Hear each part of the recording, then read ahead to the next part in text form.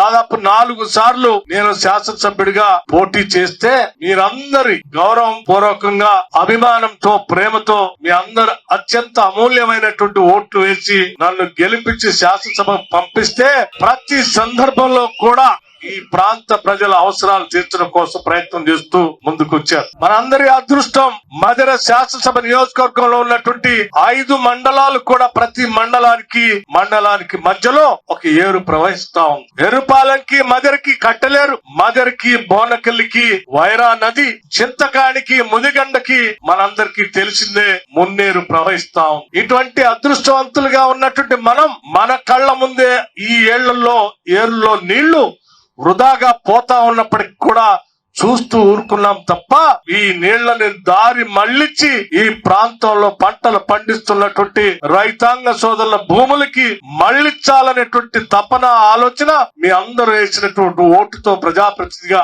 సాధించాలనేటువంటి లక్ష్యంతోనే గతంలోనే కట్టినటువంటి కట్టలేరుని మోడర్నైజ్ చేసుకొని తిరిగి పునరుజ్జీవింప చేసుకున్నాం.